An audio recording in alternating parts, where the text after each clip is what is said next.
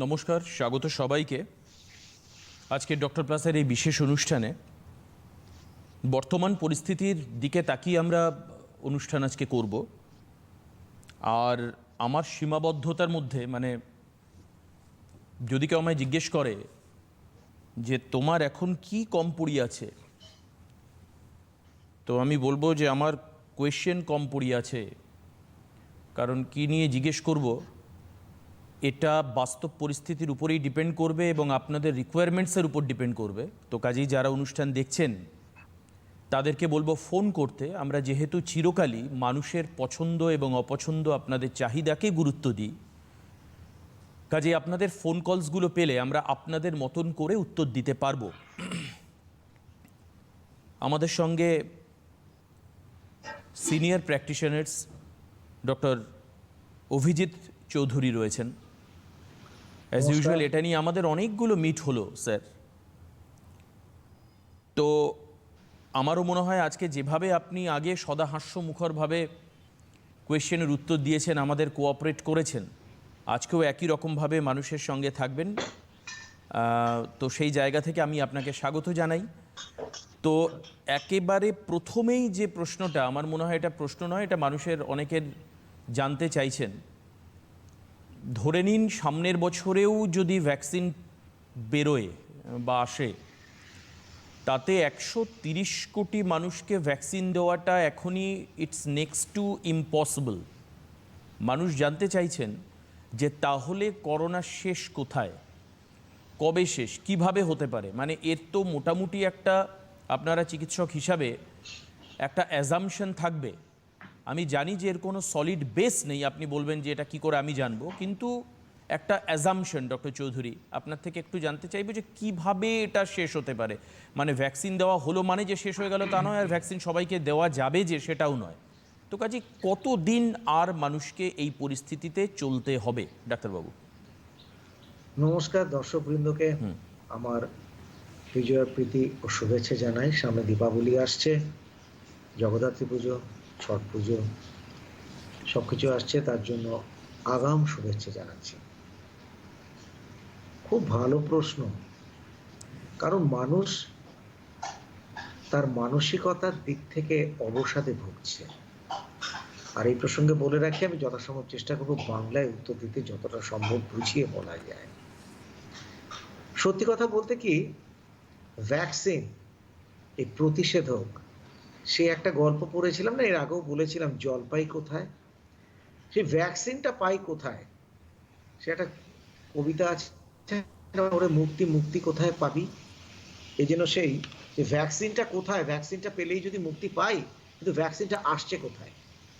যেটুকু ভ্যাকসিন এসছে তাতে ট্রায়ালের জন্য একটা চিন্তাভাবনা হয়েছে, ট্রায়ালটা দেওয়া হবে, কিন্তু অঙ্কের বিচারে এবং সময়ের নিরিখে দেখতে গেলে, যদি আমার ট্রায়ালটা সাকসেসফুল যদি হয়, যদি একদম সম্পূর্ণ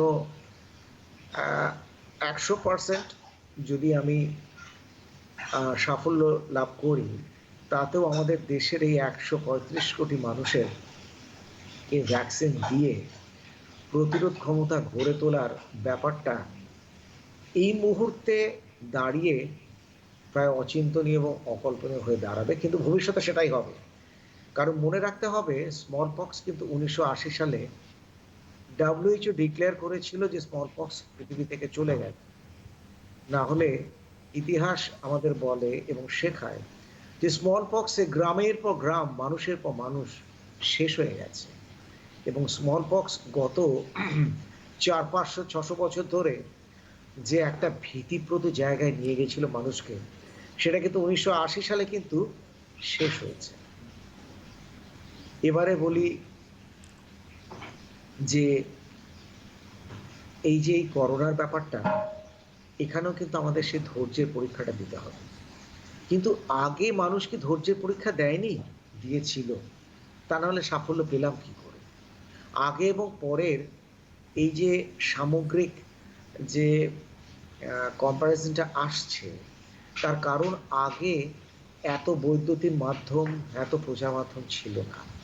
কাজে মানুষের সাথে যোগাযোগের ব্যবস্থাটা, জানবার ব্যবস্থাটাও অনেক দেরিতে হতো, ত্বরান্বিত হতো না। কিন্তু এখন কি?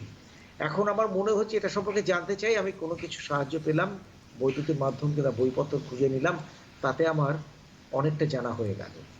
কাজে মানুষের ধৈর্যটার সামগ্রিকভাবে দেখতে গেলে ধৈর্যের বাঁধটাও অনেকটা যেন ফাটল ধরেছে, চির ধরেছে। কিন্তু মনে রাখতে হবে, আগেও ধৈর্য ধরেছে মানুষ, এখনো ধৈর্য ধরবে মানুষ, এখনো ধৈর্য ধরে থাকতেই হবে। এবার দ্বিতীয় ভাগে আসি। 2021 যদি এই করোনার দাপাদাপি যদি থাকে, দাপট যদি থাকে, আমাদেরকে এই সমান প্রতিরোধ ক্ষমতা নিয়েই আমাদের কিন্তু চলতে হবে। অর্থাৎ এখন পর্যন্ত যেটুকু খবরাখবর পেয়েছি, যেটুকু স্টাডি পড়ে দেখেছি কিংবা শুনেছি, তাতে কিন্তু একটা কথা পরিষ্কার, 2021 সম্পর্কেও সাবধান বাণী কিন্তু জানিয়ে রাখবো।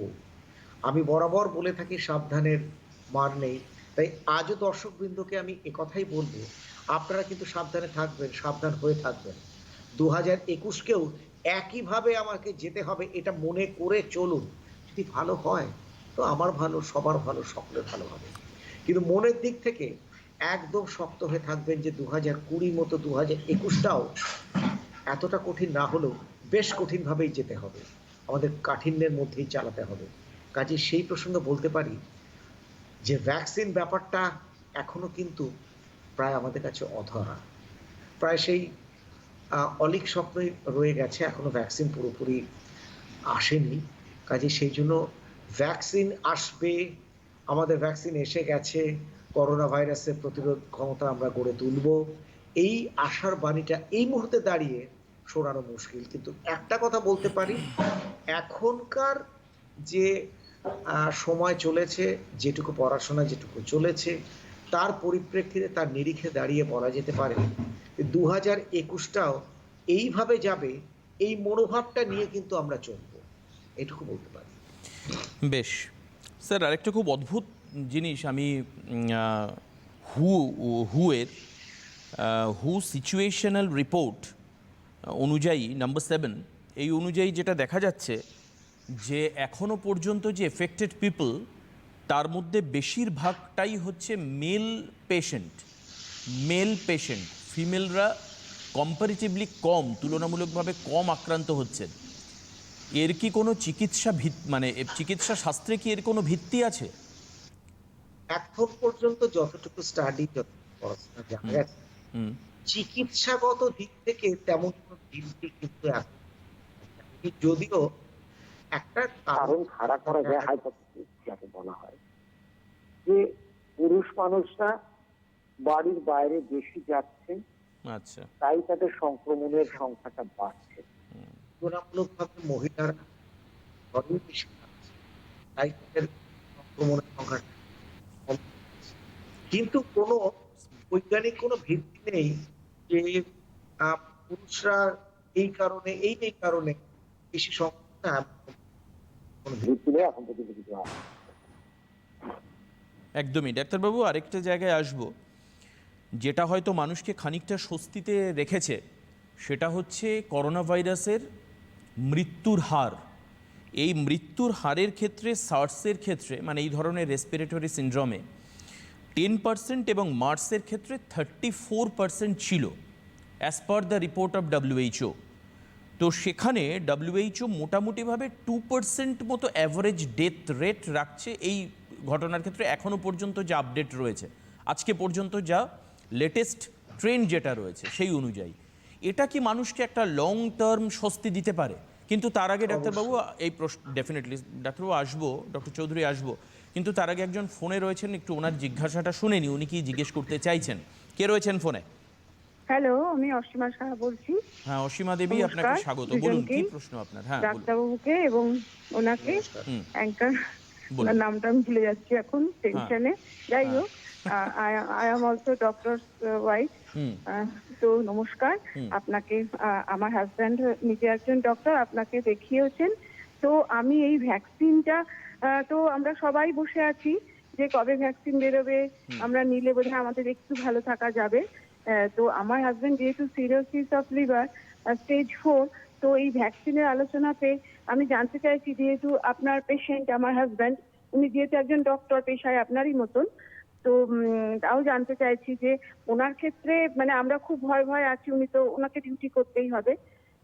তো ভ্যাকসিনটা মানে ওনার ক্ষেত্রেও কতটা কার্যকরী হবে আসলে, এটা টেনশনের। আমরা তো নেবই, কিন্তু ওনার যেহেতু এজ হয়েছে 60+, তো সেই ব্যাপারে আর কি জানতে চাইছিলাম যে ওনার পক্ষেও কি ধন্যবাদ। সমান কার্যকরী হবে? আমরা সাধারণ মানুষ যারা মোটামুটি ভাবে সুস্থ, সে তাদের ক্ষেত্রে যতটা প্রযোজ্য, এবং উনি যে অসুস্থতাটা নিয়ে বিলং করছেন, ওনার ধন্যবাদ ক্ষেত্রেও কি অসীমা সেম দেবী। ভাবেই কার্যকর হবে? প্রথমে বলে রাখি যে আজকে আমার এই অনুষ্ঠানের যে সঞ্চালক, ওর নাম দেবাশিস, উনি দেবাশিস বাবু। দ্বিতীয়, প্রথমে আমি নমস্কার এবং ধন্যবাদ জানাবো আপনার স্বামীকে, যিনিও একজন চিকিৎসক। শুনে একটু খারাপই লাগছে যে উনি সিরোসিস অফ লিভার স্টেজ 4-এ ভুগছেন। আপনার নিশ্চয় একটা প্রশ্ন মনের মধ্যে নিশ্চয় দানা বেঁধেছে যে কি করে আমরা এইটা এই ভ্যাকসিনটা বেরোলে পরে কি করে আমি প্রতিরোধ ক্ষমতাটা গড়ে তুলব। নিশ্চয় এটা একটা প্রশ্ন এসে গেছে। মানে উনি কিন্তু লিভার পেশেন্ট। কিন্তু এই প্রশ্নটা আসতে গেলে প্রথমে মনে রাখতে হবে যে আপনার স্বামী একটা সাধারণ মানুষ যে 60 বছর অতিক্রান্ত হয়ে গেছে, আর দ্বিতীয়ত যার লিভার সিরোসিস স্টেজ 4, অর্থাৎ দুটো ফ্যাক্টর কিন্তু এর সাথে রয়েছে। এটা কিন্তু ভীষণভাবে একদম। বেশ ডাক্তার, ওই লিভার পেশেন্ট উনি, তো সেই জায়গাটা ওনার জিজ্ঞাসা যে সেটার ক্ষেত্রে কি হবে, সিরোসিস অফ লিভার স্টেজ 4 উনি বললেন।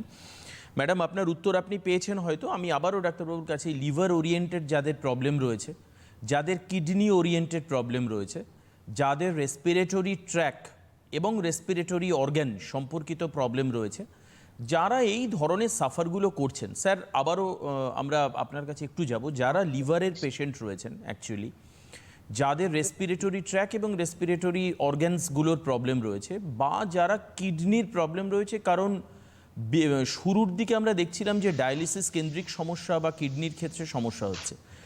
আপনারা তো বারবারই বলে আসছেন যে এদেরকে অন্তত আরও বেশি সতর্ক থাকতে হবে, এদের জন্য আরও বেশি, অনেক বেশি কনসেন্ট্রেশন দরকার। তো যখন অসীমা ম্যাডাম প্রশ্ন করে ফেললেন, আমি সেই সূত্র ধরে একটু আপনার কাছ থেকে জিজ্ঞেস করে নিতে চাই যে যারা এই ধরনের সমস্যাগুলো রয়েছে, মানে প্রি এক্সিস্টিং প্রবলেমগুলো রয়েছে, তাদের ক্ষেত্রে কি করে তারা আরেকটু এক্সট্রা কেয়ার, মানে আমি জাস্ট ওই এক্সট্রা কেয়ারের জায়গাটা একটু এমফাসাইজ করতে চাই, কি করে তারা করবেন স্যার? অসীমা দেবীর উত্তরটা শেষটা বলে দিই যে এই মুহূর্তে দাঁড়িয়ে, যেখানে ভ্যাকসিন এখন পর্যন্ত সঠিকভাবে বেরোয়নি, এই মুহূর্তে দাঁড়িয়ে বলা খুব কঠিন যে কিভাবে এই মানুষগুলো যাদের আনুষঙ্গিক আরও যেসব রোগ রয়েছে তাদেরকে কিভাবে ভ্যাকসিনটা দেওয়া যেতে পারে, তার ডোজিং কি হতে পারে, তাদেরকে সমস্যা হতে পারে, সমস্যা হলে সেটা মোকাবিলা কি করে করা যেতে পারে, এটা এই মুহূর্তে দাঁড়িয়ে খুব কঠিন। তবে অসীমা দেবীর হাজবেন্ড, উনি চিকিৎসক, ডাক্তারবাবু, আমার ভীষণ বিশ্বাস উনি নিজেকে ভীষণ সতর্কভাবে রেখে নিশ্চয় কর্মক্ষেত্রে যাচ্ছে, এটুকু আমার বিশ্বাস।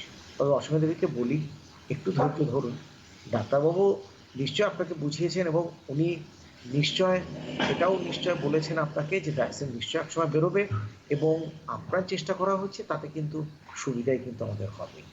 এবারে বলে রাখি যে অসীমা দেবীর হাজবেন্ডের মতো কিংবা আরো অনেক মানুষ বিভিন্ন আনুষঙ্গিক রোগে ভুগছেন, তাদেরকে কিন্তু আরো বেশি সতর্ক হতে হবে।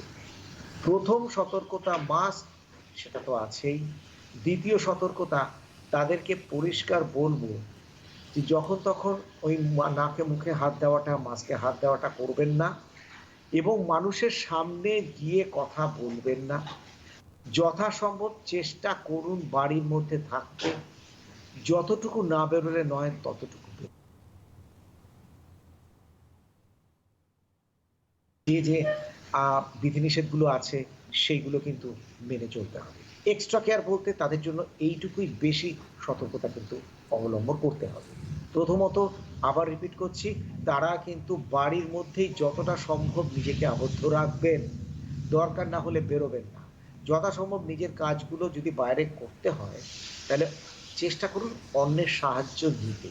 তার কারণ মনে রাখতে হবে, আপনার চিন্তাধারা আপনার কিন্তু মাঝখানে থাকবে যে আপনি অন্যান্য রোগের শিকারও কিন্তু হয়ে আছেন এবং আপনি কিন্তু ভীষণভাবে করোনার দ্বারা আক্রান্ত হওয়ার সম্ভাবনা কিন্তু রয়ে গেছে।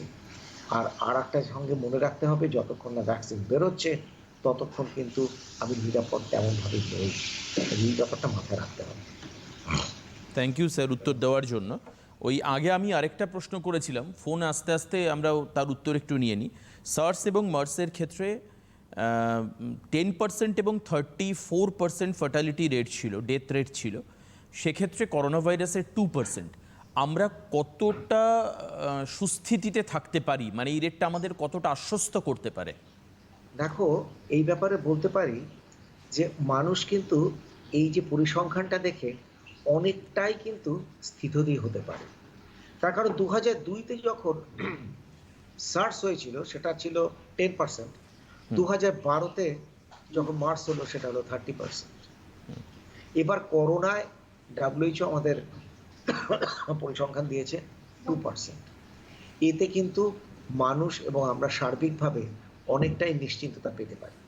তার কারণ যে আমাদের মধ্যে নিজস্ব একটা প্রতিরোধ ক্ষমতা আছে, সেই প্রতিরোধ ক্ষমতা কম বেশি সকলের মধ্যেই কিছুটা গড়ে উঠেছে। হার্ড ইমিউনিটি কথাটা এখনই ব্যবহার করছি না, কারণ একটা রোগের বিরুদ্ধে হার্ড ইমিউনিটি তৈরি করতে মিনিমাম 65-70% লাগে। এখন পর্যন্ত হার্ড ইমিউনিটি, এখন পর্যন্ত লাস্ট যে স্টাডিটা পড়লাম তাতে 35-40% হয়েছে। কাজে এখনও আমার হার্ড ইমিউনিটি তেমনভাবে গ্রো করতে গেলে এখন একটু অপেক্ষা করতে হবে। কাজে সেই হিসেবে হার্ড ইমিউনিটি ব্যবহার করলাম না, কিন্তু তবুও একটু ছুঁয়ে গেলাম। তা সত্ত্বেও বলবো যে প্রত্যেক মানুষের মধ্যেই সামগ্রিকভাবে একটা কম বেশি প্রতিরোধ ক্ষমতা গড়ে উঠেছে। সেটা কিন্তু আমাদের পক্ষে ভীষণ ভালো, স্বস্তিদায়ক। কাজে মানুষ এ ব্যাপারে এই পরিসংখ্যানটা দেখে স্বস্তির নিঃশ্বাস ফেলবে। সার্স মার্স যথাক্রমে 10 আর 20% করবে, করোনা মৃত্যু হার অনেকগুলো কারণ আছে। সার্স মার্সের সময় যে ওষুধগুলো আমরা ট্রায়ালে দিইনি, এখন কিন্তু আমাদের সেই ওষুধগুলো অনেকটাই কার্যকরী হয়েছে, তাতেও কিন্তু মানুষের মৃত্যু রোধ করা গেছে। এইটুকুই বলবো। বেশ, ডাক্তারবাবু আরেকটা প্রশ্নে আসি। সেটা হচ্ছে যে আমরা ধরুন কোনো ভিড়ে যেতে হলো আমাদেরকে বাধ্য হয়ে, যারা রেগুলার বাইরে বেরোচ্ছেন না তারা কিন্তু ব্যাপারগুলোকে খুব প্রমিনেন্টলি নোটিস করছেন। ধরুন আজকে আমি বাজারে গেলাম, আমি রেগুলার বাজারে যাই না, অথবা আমি আজকে আমার কোনো কাজে একটু বাসে চড়তে হলো। এবার মানুষ কিন্তু ওই বাসে চড়ার দিন থেকে টেনশন ফিল করছেন যে আমার এটা হলো না তো, আমার এই ধরনের সিমটমগুলো আসলো না তো, এই ধরনের সিমটম আমি দেখতে পাচ্ছি না তো, যেটাকে মনে হয় আপনারা চিকিৎসা পরিভাষায় ইনকিউবেশন পিরিয়ড বলছেন, আমি ঠিক শিওর না। এই সময়টাতে মানুষ কতটা মানে কি দেখলে বা কি করলে বা মানে এই ধরনের কিছু টেনশন কিন্তু মানুষ ফিল করছেন, তাদের জন্য আপনি কি বলবেন আর কি? প্রথমত বলবো যে গত 7-8 মাসে অর্থনৈতিক দিক থেকে একেবারে তলানিতে চলে গেছে। আমজনতা খুব খারাপ অবস্থায় রয়েছে। কাজেই এখন আস্তে আস্তে তো আবার স্বাভাবিকত্বে ফিরে আসতেই হবে। সেই দিকে নজর দিয়ে প্রথম পদক্ষেপ এবং পরবর্তীকালে মানুষ তো কাজের সন্ধানে বেরোবে, তাকে তো যানবাহনে চড়তেই হবে, কিন্তু তার ভেতরে একটা ভীতি কাজ করছে। কেন? কারণ সে তো এই বৈদ্যুতিক মাধ্যম, প্রচার মাধ্যম বিভিন্ন এবং ছাপার মাধ্যমে সে দৈনন্দিন খবরগুলো পাচ্ছে যে করোনায় কি উপসর্গ হচ্ছে এবং তাতে করোনাতে কত লোক মারা গেছে পেপারও দেখছে। কাজে সেই হিসেবে তার মনে তো একটা ভীতির সঞ্চার হবেই, হতে বাধ্য। আর ইনকিউবেশন পিরিয়ড অর্থাৎ যে সময়টার পরে করোনার উপসর্গগুলো আত্মপ্রকাশ করবে সেটা মোটামুটি 14 দিন ধরা হয়। কাজে মানুষ যখন বাসে ট্রেনে উঠছে কিংবা অন্যান্য যানবাহনে উঠছে, সামনের সপ্তাহে বুধবার থেকে শুনছি ট্রেন চালানো হবে, তখন যখন উঠবেই তখন তার মনে একটা ভয় থেকে থাকবেই, অনস্বীকার্য। সেই জঙ্গলের মধ্যে দিয়ে যাচ্ছি, শুনেছি জঙ্গলে 15 দিন আগেও একজনকে বাঘ ধরে নিয়ে গেছে, অথচ সেই জঙ্গল দিয়েই যেতে হচ্ছে। কাজে ভয় তো যেমন থাকবে সেই সময় যেমন একটা মানুষের থাকে, এটাও ঠিক সেই রকম একটা ভীতি থাকবে। এটাই হচ্ছে ঘটনা। কিন্তু তাকে তো যেতেই হবে। তার জন্য বলছি মাস্ক পরাটা অত্যন্ত জরুরি। সে একটা স্লোগান বেরিয়েছে, দো গজ কি দূরি, মাস্ক হ্যায় জরুরি। এটা কিন্তু মনে রাখতে হবে। আর মাস্কটা মাস্কের মতো করে পরবেন আর ঠিকঠাক মাস্ক পরবেন। আমি আমার কাছে একজন রুগী এসছে, তাকে আমি চিনি, সে দেখি ধুতির একখণ্ড মাকে জড়িয়ে চলে এলো, সেটা নাকি মাস্ক। এ কি বলবো, এবার বলুন আপনি। তো এইরকম হঠকারিতা করবেন না দয়া করে। হঠকারিতা করে নিজের বিপদটা ডেকে আনবেন না, কারণ বিপদটা পায়ে পায়ে চলে। যারা দৈনন্দিন যারা বাইরে বেরোচ্ছেন কাজের সন্ধানে, জীবিকার সন্ধানে, তারা মাস্কটা ঠিকঠাক পরবেন, পারলে শিল্ডটা পরে নেবেন। যাদের চশমা আছে চশমাটা তো ব্যবহার করছেনই, আর এই রোদ্দুরও আছে, সানগ্লাসটা। আর সাথে যারা গ্লাভস পরতে পারছেন পরুন, কারণ এখন বিভিন্ন রকম ব্যাপার হয়ে যাচ্ছে, কোথায় কিভাবে ধরছেন আমি জানি না। যারা পারছেন না তারা স্যানিটাইজার ব্যবহার করুন। আর শারীরিক দূরত্বটা দয়া করে বজায় রাখবেন, এইটা কিন্তু বলবো। এই কেয়ারগুলো মেনে চলুন। যদিও মাথায় রাখছি বাস ট্রামের মাঝে মাঝে যা চরিত্র দেখছি, তাতে শারীরিক দূরত্ব বজায় রাখা দূরে থাক, মানে ঠিকভাবে হয়তো অনেকে উঠতেই পারে না, কিন্তু তবু বলবো এইগুলো মাথায় রেখে চলুন দয়া করে, তবে কিছুটা সুরক্ষা বলয়ের মধ্যে থাকতে পারবেন। একদম একদম ঠিক। সামনে ডাক্তারবাবু দীপাবলি, তো কাজেই আপনি যখনই শুভেচ্ছা জানাচ্ছিলেন, দীপাবলির আগাম শুভেচ্ছা, আমার তখনই কোয়েশ্চেনটা মাথায় এসেছিলো। হয়তো গতবার আমি জিজ্ঞেস করেছি গতদিনের অনুষ্ঠানে, কারণ রিসেন্টলি আপনার সঙ্গে প্রোগ্রাম করেছি। দীপাবলিতে যে সমস্যাটা হতে পারে সেটা হচ্ছে একটা ধোঁয়াশা তৈরি হয় এই সময়। যদিও বা হাইকোর্টের নির্দেশ মতো বাজি পোড়ানো এবার বারণ। আমি জানি না যে নিয়ম কানুনগুলো মানুষ কতটা মানবেন, বা পুলিশ হাইকোর্টের এই যে নির্দেশনামা এটাকে কতটা কার্যকরী করতে সফল হবে। কারণ আমি বলছি না মানুষ মানবেন না, কিন্তু আমার পুরনো অভিজ্ঞতা খুব একটা ভালো নয়। শব্দবাজি নিষিদ্ধ, কিন্তু কালী পুজো আর লক্ষ্মী পুজো, কোজাগরী লক্ষ্মী পুজোতে শব্দবাজির আওয়াজ আমরা শুনিনি, এরকম মনে হয় মানুষ খুব কম আছেন। কাজেই সেখানে ধোঁয়া, ধোঁয়াশা, কুয়াশা ইত্যাদি সবটাই ব্যাপার রয়েছে। যেহেতু রেসপিরেটরি ট্র্যাক এবং ট্রাবল, সেই কারণের জন্য আমার জিজ্ঞাসা যে এই ক্ষেত্রে দীপাবলিতে আপনার সতর্ক বার্তা কী হবে, নির্দেশিকা কী হবে ডাক্তারবাবু। কিন্তু তার আগে একজন ফোনে আছেন। কে রয়েছেন ফোনে? Hello hello. হ্যাঁ হ্যাঁ ম্যাডাম, নমস্কার। নমস্কার। হ্যাঁ ডাক্তারবাবুকেও নমস্কার, দেবাশিস আপনাকেও নমস্কার। হ্যাঁ বলুন, কি কোয়েশ্চেন? হ্যাঁ আমি কাকুরগাছি থেকে বলছি আর কি। বলুন কোয়েশ্চেন। হ্যাঁ আমার মেয়ের না কালকে করোনা পজিটিভ হয়েছে। হ্যাঁ আচ্ছা। ওর একটা 1 বছর 3 মাসের বেবি আছে, ছেলে। তার আবার ডেঙ্গু ধরা পড়েছে।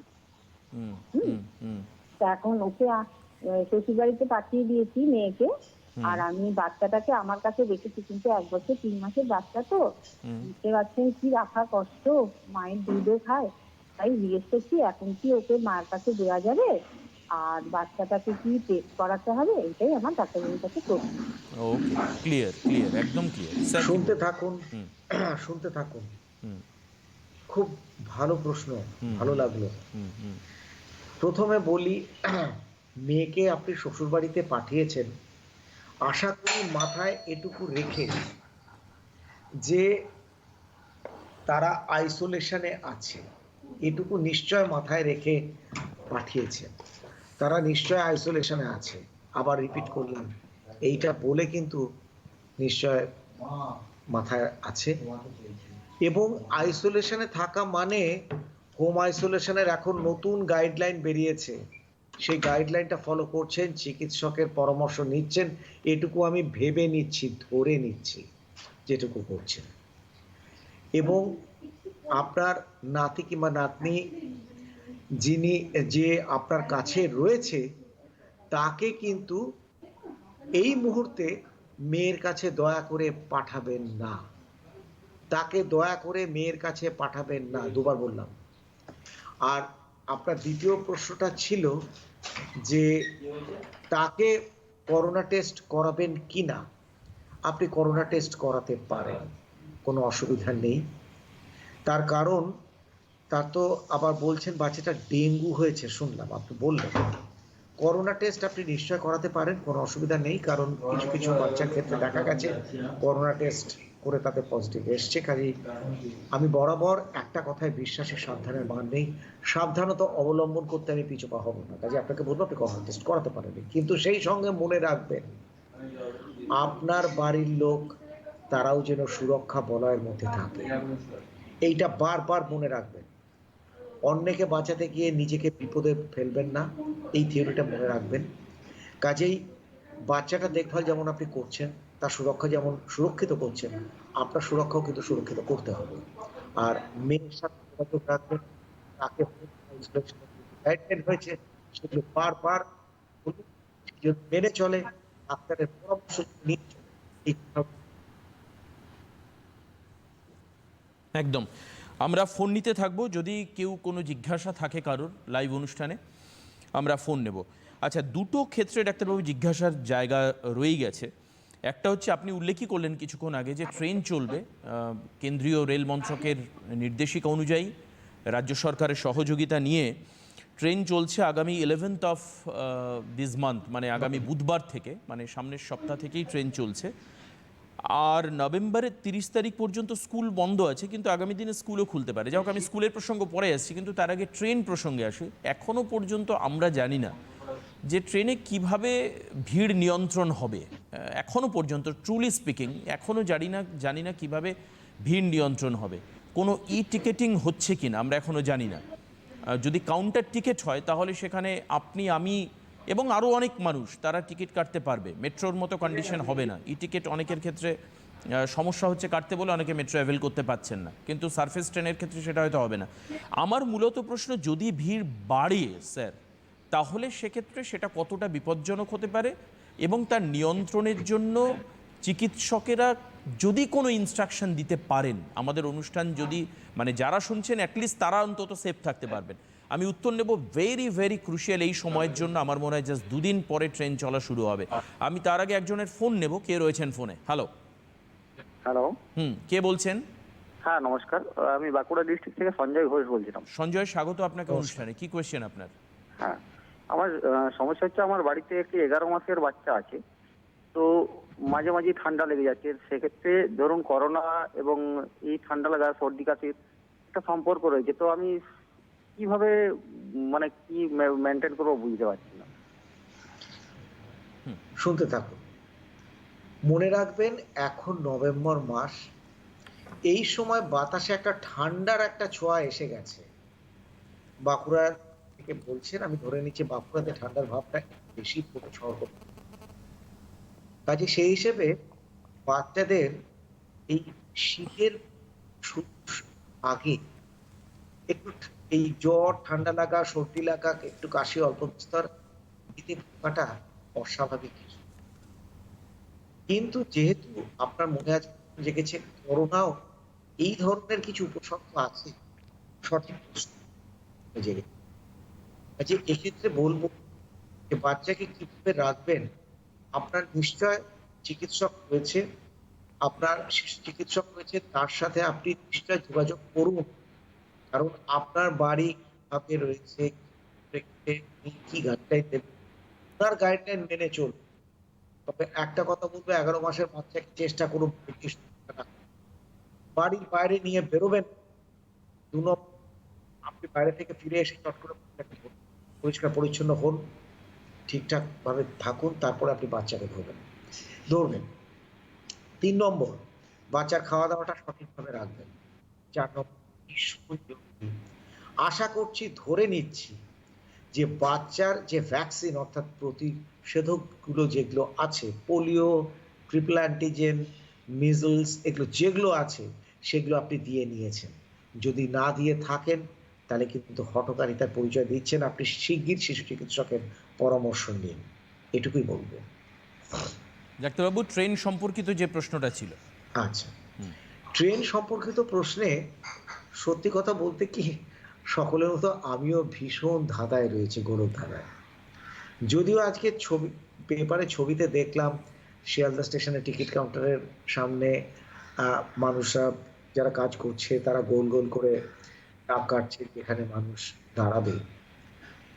আমার যতদূর খবর, মানে আমি যতদূর এই পরিসংখ্যান যেটুকু বলে, শিয়ালদা এবং হাওড়া মিলিয়ে দৈনন্দিন যাত্রী সংখ্যা যাতায়াত করে যেটা প্রায় 25 লক্ষের ওপরে। আমি জানি না, ট্রেন আজকে পেপারে কোথায় দেখলাম 600-র ওপরে ট্রেন চালানো হবে সবকিছু মিলিয়ে। তাতে এই যাত্রী সংখ্যাকে কিভাবে আটকাবে আমার মাথায় খেলছে না। আমি ক্ষুদ্র মানুষ, আমার ক্ষুদ্র মস্তিষ্কে খেলছে না, এবং এখন পর্যন্ত কোনো গাইডলাইন নেই। কারণ একবার যদি ট্রেন শুরু হয়, যেসব মানুষ যারা গ্রাম বাংলায় রয়েছে, যারা নিজের রুজি রোজগারের জন্য শহর কলকাতায় আসে, তারা কিভাবে ট্রেনে উঠবে এবং প্রশাসনের সেই জন্য বা সিকিউরিটি আছে কিনা, পুলিশ আছে কিনা, যে প্রত্যেক স্টেশনে যেখানে নামবে ট্রেনে কতজন লোক উঠবে সেটাকে আটকানো যায় কিনা। ধরুন আমার একটা উদাহরণ দিচ্ছি, যে 50টা পুলিশ রয়েছে আর সেখানে একটা স্টেশনে অফিস টাইমে দেখা যায় প্রায় 2500 লোক। এই 50 জন 2500কে কি করে ম্যানেজ করবে? আর ট্রেনে ওই একটা কম্পার্টমেন্টে দেখা যায় যাকে উঠতে হবে 50 জন, সেখানে একটা কম্পার্টমেন্টে 70, 80, 100 জন উঠবে, ঝুলেও দেখি কিভাবে তারা সামাল দেবে আমি জানি না। এ আমার মাথায় খেলছে না।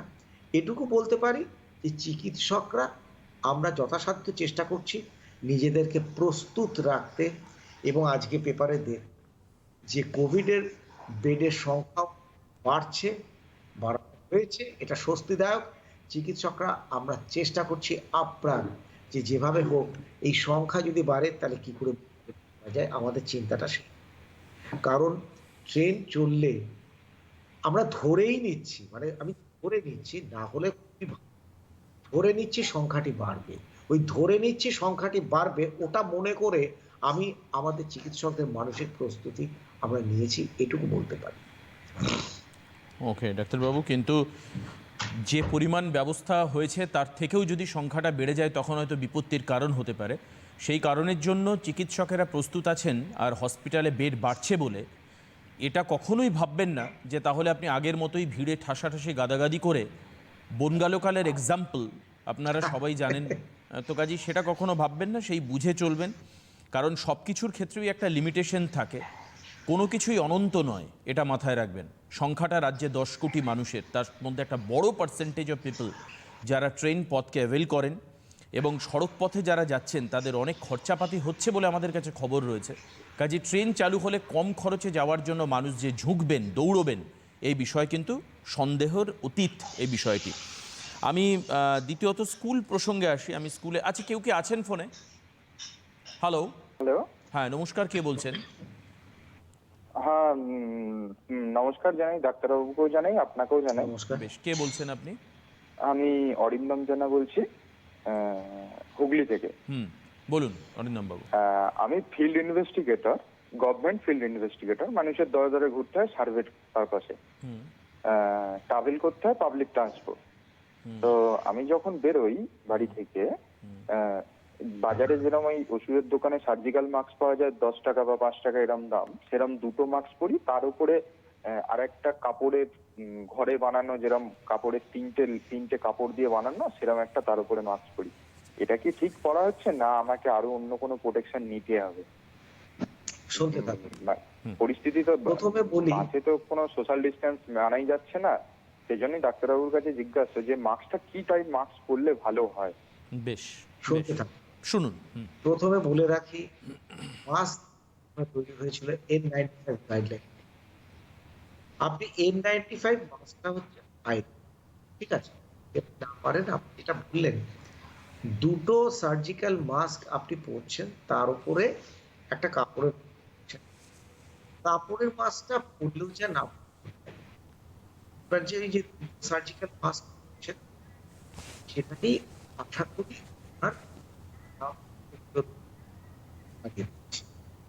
এর সঙ্গে আপনি করছেন চট্টগ্রামে যাতায়াতের যা ছবি আমরা দেখতে পাই, তাতে করে সবচেয়ে ভালো আপনি যদি একটা শিল্ড যদি ব্যবহার করেন, দেখুন কিভাবে মাস্ক পরে আছে ছেলেটি, শিল্ড যদি ব্যবহার করেন তাহলে কিন্তু ভীষণ ভালো হয়, এটুকু বলতে পারি। আর আপনি তো বাসে যখন উঠছেন,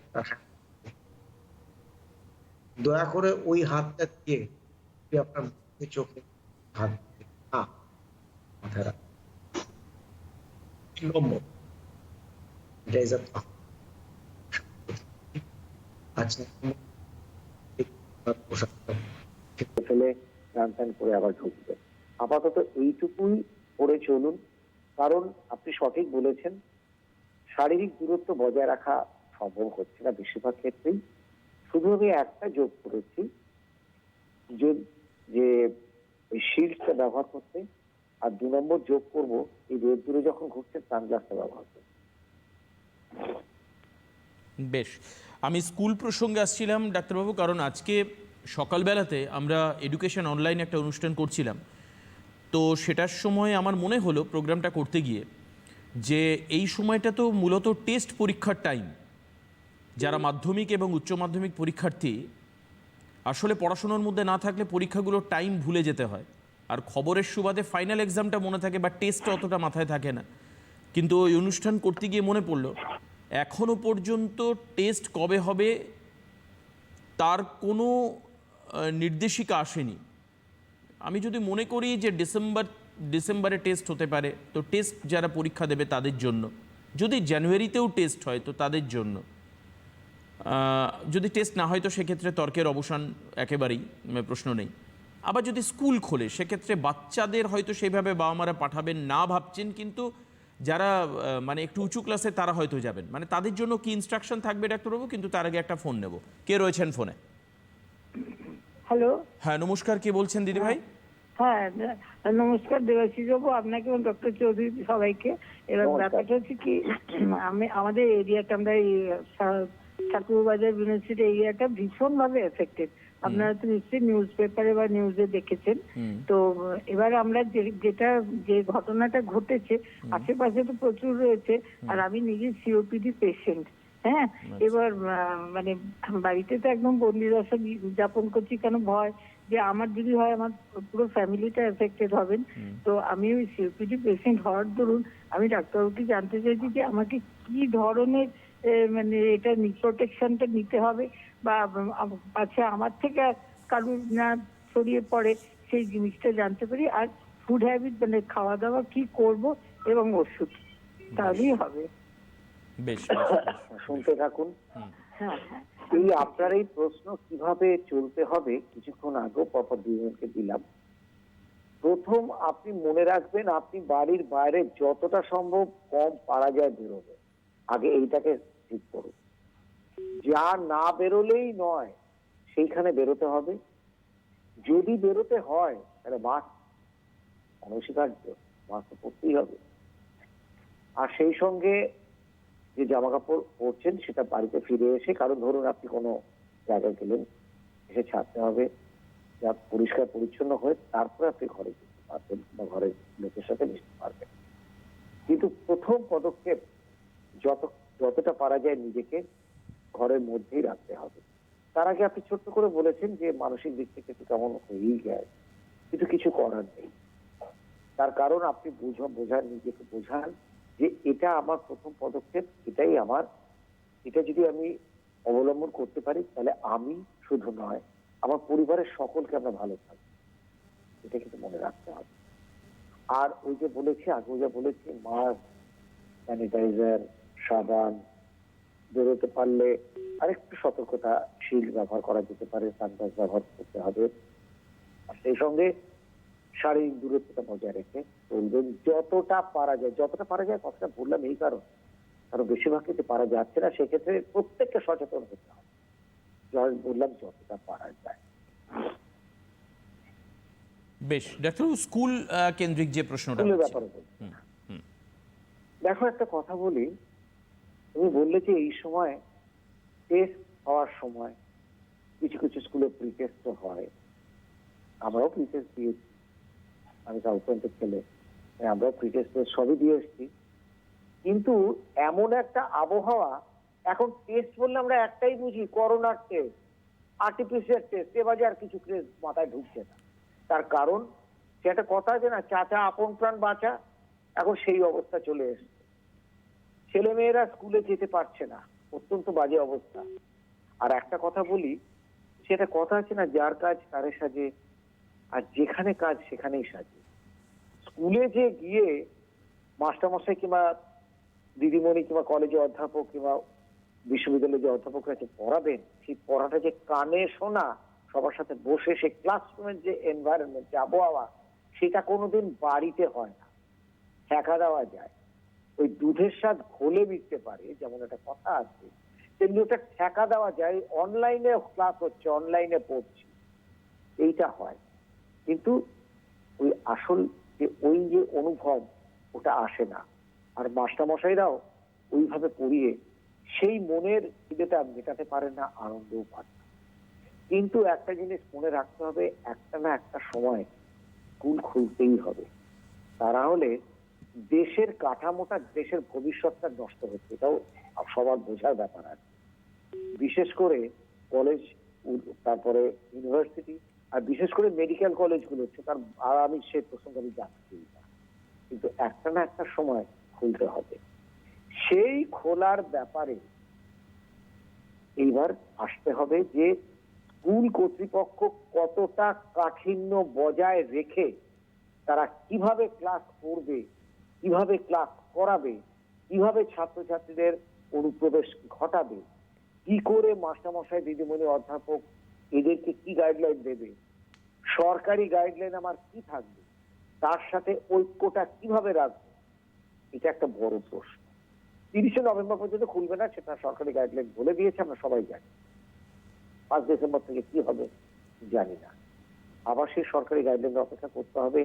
তারপর প্রত্যেকটা যে স্কুল, কলেজ, বিশ্ববিদ্যালয় রয়েছে তাদের বসতে হবে, তারা কিভাবে কি ভাবছে, তাদের কাউন্সিলকে বসতে হবে, তারা কিভাবে ছাত্রছাত্রীদের ব্যাপারটা ভাবছে। কারণ যে কোনো শিক্ষা প্রতিষ্ঠানে সবচেয়ে আগের সারিতে রয়েছে ছাত্র আর ছাত্রী।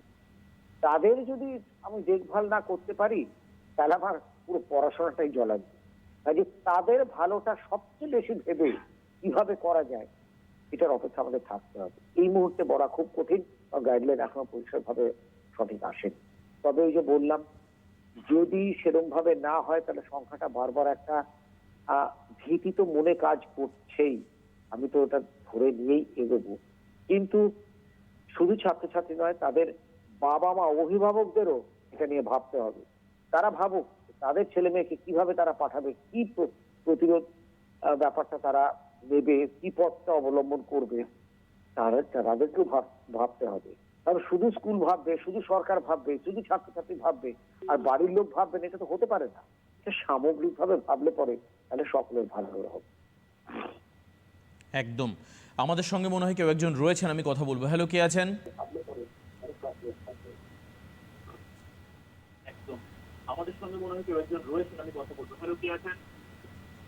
হ্যালো, হ্যাঁ বলুন, টিভির আওয়াজটাকে একটু মিউট করে নিন। হ্যালো, টিভির আওয়াজটাকে বন্ধ করে বলুন, কি বলুন, হ্যালো? কি প্রশ্ন?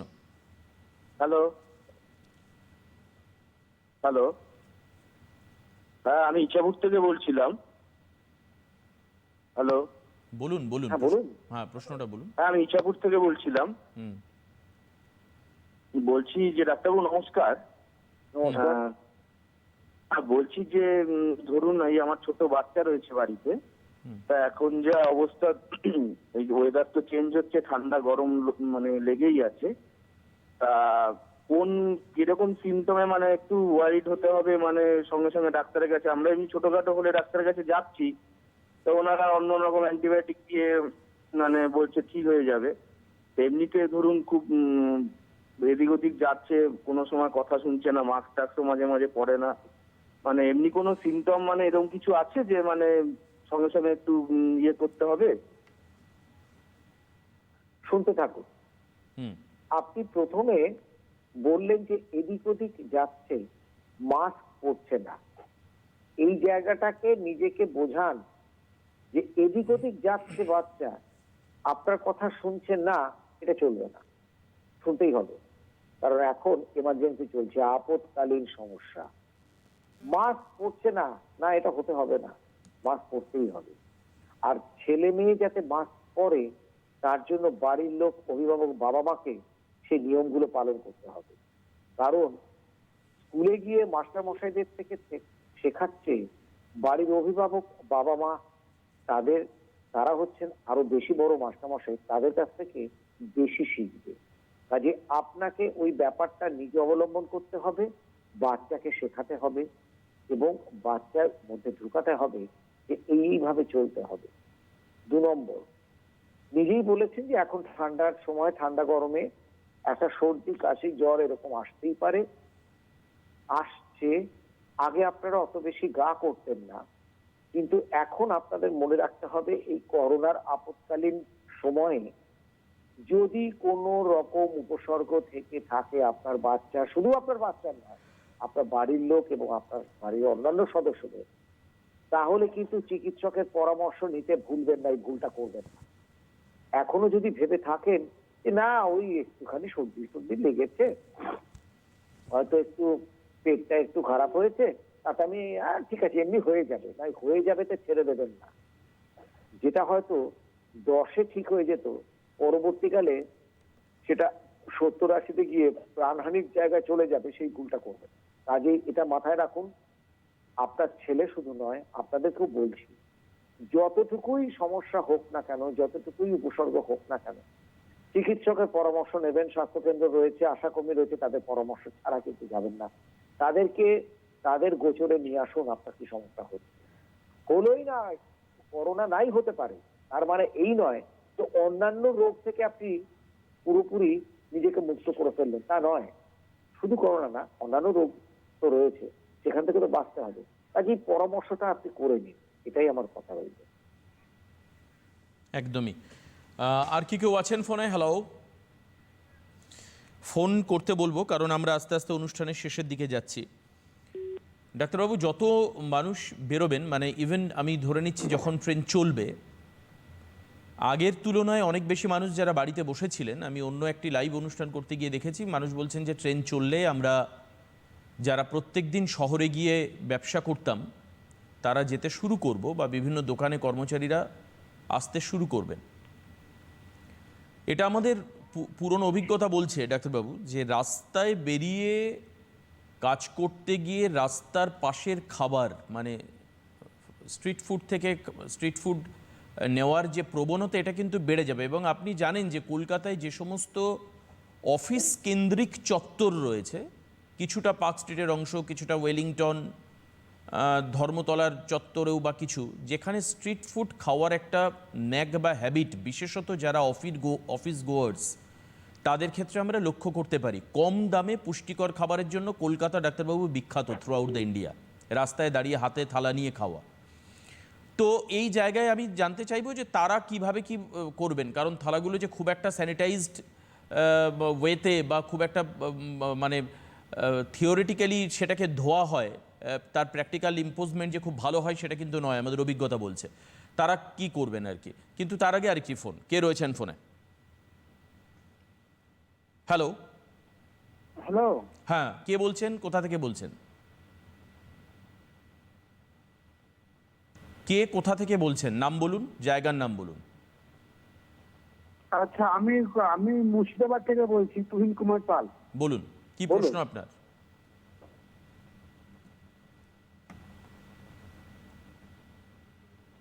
কি প্রশ্ন আপনার? হ্যাঁ বলছি স্যার, আমার 5 দিন আগে করোনা পজিটিভ ধরা পড়েছে। তো তো আমার কোনো সিমটম নেই, কোনো কিছু নেই, কোনো অসুবিধা নেই। তো আমি ডাক্তারবাবুর কাছে আমার এটাই জিজ্ঞাসা করার যে আমি এটা 14 দিন পরে টেস্ট করতে যাবো, না আমি এটা 5-6 দিনের মধ্যে টেস্ট করে চলে আসবো, এটা আমার প্রশ্ন। শুনতে থাকুন, ভালো প্রশ্ন, বেশ শুনতে থাকুন। আপনি নিজে বললেন যে আপনার 5 দিন আগে করোনা পজিটিভ হয়েছে। যেদিন থেকে রিপোর্ট পেয়েছেন করোনা পজিটিভ, সেদিন থেকে 14 দিন হোম আইসোলেশনে থাকবেন, অর্থাৎ নিজেকে বাড়ির একদম আলাদা করে রাখবেন। ঘরের বাইরে বেরোবেন না, কাউকে ঘরের ভেতর ঢুকতে দেবেন না, খাবার দাবার সব ওই বাইরে থেকে নিতে হবে, জামা কাপড়ও নিজে চেষ্টা করবেন পরিষ্কার পরিচ্ছন্ন করে নিতে, এবং যে যে বিধিনিষেধগুলো আছে সেগুলো মেনে চলবেন, এটাই আমি ধরে নেব। এবার আসুন, 14 দিন হয়ে গেল, তারপরে আরো 7 দিন আপনি থাকবেন। তারপরে আপনার করোনার টেস্ট করার খুব একটা প্রয়োজন পড়ে না। আমি কিন্তু আমার কথাটা কিন্তু ভালোভাবে শুনবেন। তারপরে করোনার টেস্ট করার প্রয়োজন পড়ে না যারা হোম আইসোলেশনে আছেন এবং যাদের কোনো উপসর্গ নেই। 3টে কথা বলি, ওই যে 21 দিন বাদে যখন করোনার টেস্ট করার প্রয়োজন পড়ে না, যারা হোম আইসোলেশনে আছেন এবং যাদের উপসর্গ নেই, 3টে কথা মনে রাখবেন। আর খাওয়া দাওয়াটা ঠিক রাখবেন। আর সেই সঙ্গে বলে রাখি, যদি কখনো উপসর্গ হয়, দয়া করে বসে থাকবেন না, চিকিৎসকের পরামর্শ নেবেন, অবশ্যই নেবেন। কি কি উপসর্গ? যদি পালস অক্সিমিটার ব্যবহার করে থাকেন, দেখা গেল 95 নিচে নেমে গেল, দয়া করে চিকিৎসকের পরামর্শ নেবেন। শ্বাসকষ্ট শুরু হলো, চিকিৎসকের পরামর্শ নেবেন। আপনি বলেননি আপনার আরো কিছু রোগ আছে কিনা, যদি থাকে তো সেই রোগের সংশ্লিষ্ট বিশেষজ্ঞ চিকিৎসকের নিশ্চয় পরামর্শ নিয়েছেন, ওষুধটা ঠিকঠাক খাবেন, ওষুধ বাদ দেবেন না। আর যদি সংশ্লিষ্ট যদি আনুষঙ্গিক যদি রোগ যদি না থাকে, তাহলে তো খুবই ভালো। তাহলেও বলবো, যদি আরো কিছু সমস্যা যদি হয়, তাহলে কিন্তু চিকিৎসকের পরামর্শ নেবেন। এই কথাটা মাথায় রাখুন, আশা করি ঠিক থাকবেন। বেশ। আরেকজন মনে হয় রয়েছেন ফোনে। হ্যালো, হ্যালো, কে বলছেন? হ্যালো, নমস্কার ডাক্তারবাবু। নমস্কার, বলুন কে বলছেন, আগে হ্যাঁ, আমি নামটা বলুন। হাওড়া সালকিয়া থেকে বলছি। আমার মেয়ে সামনে মাধ্যমিক দেবে, হুম, তা আচ্ছা। 1 মাস আগে যে মাস্টারের কাছে টিউশন করতে যেত, তার করোনা পজিটিভ ধরা পড়েছে, সে ইনসুলিন নেয়। হুম। তাহলে তার বাড়িতে কি এখন গিয়ে কি টিউশন নিতে পারবে? আমার মেয়ের বয়স 15 বছর। প্রথমত বলে আপনি নিজেই পরিষ্কার মানে উত্তরটা বলে দিয়েছেন, ইঙ্গিতটা দিলেন। এবার উত্তরটা বলি, শুনতে থাকুন। আপনার মেয়ের মাস্টারমশাইয়ের করোনা পজিটিভ হয়েছে। আপনার মেয়ে মাস্টারমশাইয়ের বাড়িতে গিয়ে টিউশন নিত। এই অবস্থায় আপনার মেয়ে কিছুতেই মাস্টারমশাইয়ের কাছে যাবে না, একদম পরিষ্কার। আপনার প্রশ্নের উত্তরটা বোধহয় পেয়ে গেলেন। এবং আপনার মেয়েকেও সতর্ক থাকতে হবে, এটা মনে রাখবেন, তার জন্য কোনো উপসর্গ না হয়। সবচেয়ে ভালো আপনার মেয়েও আইসোলেশনে থাকবে 14 দিন অন্তত। যদিও তার কোনো উপসর্গ নেই, জ্বর নেই, সর্দি নেই, কাশি নেই, গলা ব্যথা নেই, পেট ঠিক আছে, ঘ্রাণ পাচ্ছে, স্বাদ পাচ্ছে, সবকিছু ঠিক আছে, তবু তাকে সাবধানতার জন্য 14 দিন আলাদা একটা ঘরে আলাদাভাবে তাকে রাখুন, বিধিনিষেধগুলো পালন করে। বেশ। ডাক্তারবাবু, কলকাতার খাওয়া দাওয়া এবং যারা অফিসে হ্যাঁ, যাচ্ছেন তাদের বাহ। জন্য। হুম, হুম। দেখো, আমার দর্শকবৃন্দের কাছে একটাই আবেদন। আপনারা বলছেন যে সস্তায় পুষ্টিকর খাদ্য কলকাতার রাস্তা থেকে আপনারা নিতে হবে কিংবা নেবেন, কারণ ট্রেন চললে ব্যবসার খাতিরে আসতে হবে। একটা জিনিস মাথায় রাখবেন, বাড়িতে মা, বোন, স্ত্রী কিংবা অন্যান্য মানুষের যে করে দেওয়ার টিফিন বক্সের যে খাওয়াটা, তার থেকে সস্তায় পুষ্টিকর খাদ্য কোথাও পাওয়া যায় না, এটা মাথায় রাখবেন। যারা ওই যে বলেন যে ওই অফিস সংলগ্ন এলাকায় সস্তায় পুষ্টিকর খাদ্য পাওয়া যায়, তারা হয়তো নয় খুবই অসুবিধায় আছেন বলে টিফিন আনতে পারছেন না, কিংবা কোনো অজুহাত দিচ্ছেন, হয়তো ওই খাবারটা বেশি স্বাদ পাওয়া যায় বলে নিচ্ছেন, এটাই কিন্তু ধরে নেওয়া হবে। তাদের উদ্দেশ্যে বলি, দয়া করে এই সময় আপাতত ওই বাইরের খাবার খাওয়া থেকে বিরত থাকুন, দয়া করে। তার কারণ, যে খাবার আপনাদের দেবে তার উপর আমার কোনো হাতও নেই কিংবা বিশ্বাসও নেই যে সে কিভাবে দিচ্ছে, কিংবা সে নিজে কি পরিস্থিতিতে আছে কিংবা সে অন্যান্য যারা রোগগ্রস্ত হয়ে আছে তাদের কাছাকাছি কতটা এসছে আমি জানি না, তারা ক্লিয়ার কিনা আমি জানি না, কাজে আমি তার কাছে যেতে না পারি। তারা যে থালা বাসনগুলো আপনাদেরকে দেবে যাতে করে আপনারা খাবেন, সেটা কিভাবে পরিষ্কার পরিচ্ছন্ন হচ্ছে, যাকে এক কথা বলা যায় স্যানিটাইজ করছে কিনা, কি নিয়ে করছে, এ নিয়ে আমার অনেক প্রশ্ন আছে, দ্বন্দ্ব আছে। কাজে আমি আমার দর্শক বন্ধুদের কিছুতেই বলবো না ওতে খারাপ, কিছুতেই বলবো না। কাজে আমার সোজা সাপটা উত্তর, অন্তত এই করোনার এই আবহাওয়ায় নিজেকে সুস্থ রাখার জন্য দয়া করে আপনারা ওই বাইরে খাওয়া থেকে বিরত থাকুন। বেশ, হাতে অনেকটা সময় কমে এসছে, আর একেবারে শেষের দিকে এমন কিছু প্রশ্ন মানে আমার মাথায় চলে আসে যেগুলো আমি জানি না ডাক্তারবাবু কিভাবে উত্তর দেবেন। আমি আসছি সেই প্রশ্নে। আমি ডাক্তারবাবু, আপনি ভাবছেন আমি খাওয়া নিয়ে প্রশ্ন করব, সেটা নয়। না, সেটা নয়। আজকে সেটা করব না। আজকে একটু অন্য প্রশ্ন করব, এবং আপনি একে কিছুতেই উপেক্ষা করতে পারবেন না। আমরা ভীম বলশালী থাকি গরমের সময়, এবং গরমের সময় আমি একাধিক আমার কলিগ, আমার এখানকার যারা সহকর্মী রয়েছেন তাদেরকে, আমার পাড়ার বন্ধুবান্ধব এবং আমার আত্মীয় স্বজন সবাইকে জিজ্ঞেস করেছিলাম, তারা কেউ 3 বার, কেউ 4 বার, আর যিনি সবথেকে বেশি মারাত্মকভাবে কোভিড নীতি মানছেন তিনি 5-7 বার স্নান করবার কথা বলেছিলেন।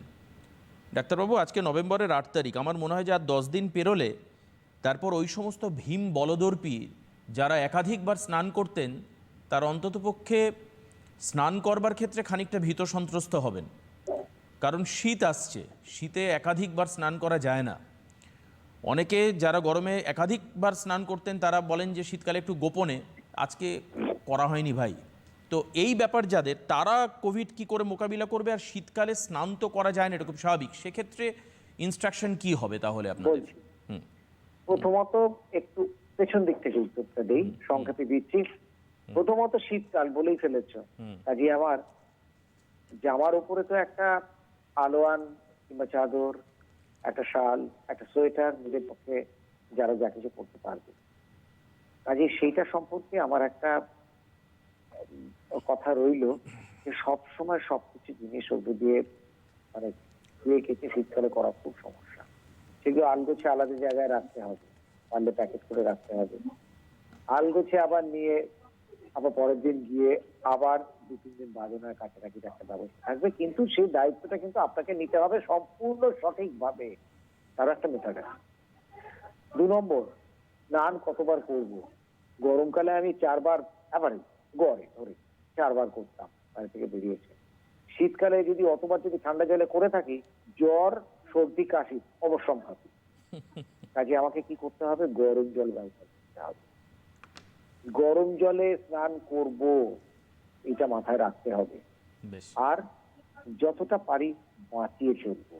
আজ আর সময় নেই, এই বাঁচিয়ে চলবো কথাটার মধ্যে অনেক কিছু আছে। বেশ, এই জায়গাটা নিয়ে সামনের দিন আবারও আমরা আসবো, একদম আবারও আসবো। মানে এটা হচ্ছে শেষ হতে হতেই হইল না শেষ, রয়ে গেল তার কিছু রেশ, যেটা আমরা পরের দিন আবারও আলোচনায় আনবো ডাক্তারবাবু। তবে আপনাকে অনেক অনেক ধন্যবাদ। আজকে সব থেকে ভালো লাগে যে এত সদা হাস্যমুখর আপনি এত কোয়েশ্চেনের উত্তর দিতে থাকেন 1 ঘন্টা। আমার এই কারণের জন্য যথেষ্ট ভালো লাগে। আপনার পেশেন্স, আপনার কমিটমেন্ট, সব কিছুকে আমি স্যালিউট করে আজকের অনুষ্ঠান এখানেই শেষ করব। ভালো থাকবেন, সুস্থ থাকবেন, এবং ডেফিনেটলি যারা আমাদের দর্শক তারাও ভালো থাকবেন। নমস্কার।